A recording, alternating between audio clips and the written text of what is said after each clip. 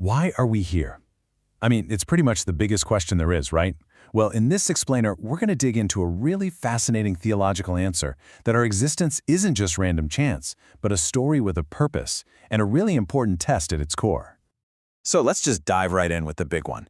Is all of this, I mean, the stars, the planets, you and me, is it all part of some grand, intelligent design, or are we just floating through a beautiful but ultimately meaningless cosmic accident? So, how does the source material we're looking at tackle this? Well, it makes a bold claim. The universe is absolutely not an accident. In fact, it suggests that reality itself is built on a very specific and very solid foundation. This line right here, this is the cornerstone of the entire idea. It says flat out that the universe wasn't created for play, like some kind of frivolous, aimless game. This single sentence is meant to completely push back against the idea of a chaotic, pointless existence. It really sets the stage for everything else. What this really means is that creation has a goal. It's pointed in a direction. Every single part of the system, from the biggest galaxy down to the tiniest atom, is part of a deliberate plan. There's a why behind the what. And just for some context, the ideas we're breaking down here are pulled directly from a theological commentary on the Quran. It's all about unpacking the deeper meaning behind these verses. Okay, so if creation has a purpose, that means our choices and our actions have real weight. We're either moving with that purpose or we're moving away from it. And this introduces a fundamental conflict, a choice we all have to make between two very different paths. Now, this is where it gets really interesting. This whole conflict boils down to two key concepts. On one side, you have Haqq, which is truth. Think of it as everything that's purposeful, real, right, and permanent. And on the other side, you've got batil, falsehood. That's everything that's aimless, illusory, futile, and in the end, just temporary. And these aren't just ideas. They're described as two fundamental states of being.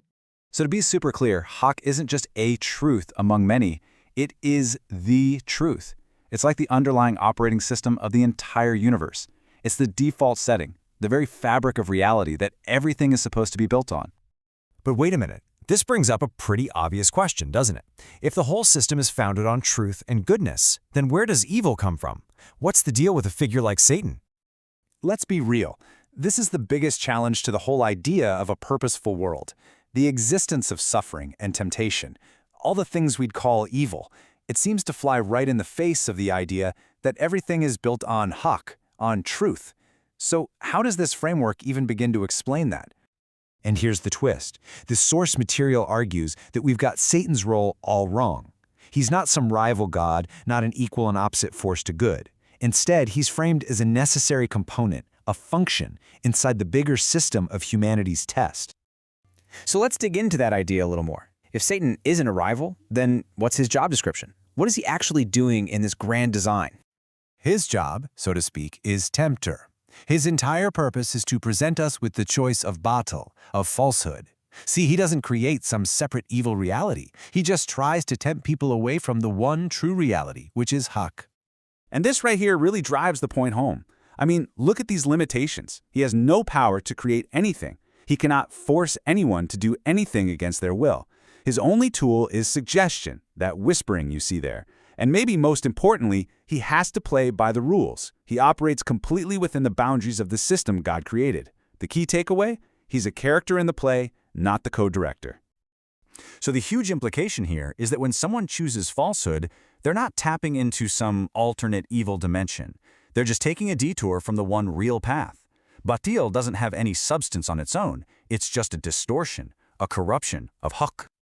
Okay, so if creation is a big test and falsehood is just a temporary detour, then how does it all wrap up? Well, that brings us to the final act of this whole cosmic story, the resolution. This timeline lays it out perfectly. The whole journey starts with the universe founded on truth. Then comes the test, where we humans get to choose between that truth and the temptations of falsehood. That all leads up to a final reckoning, a day of accountability for all those choices. And the end result? Truth stands firm, and falsehood, because it was only ever an illusion, just perishes. It's gone. And this right here is the synthesis of the whole idea. Think about it. Without the test, without the choice, the victory of truth wouldn't really mean anything. It's the struggle against falsehood that makes choosing truth a conscious, powerful, and meaningful act. So we'll leave you with this to think about.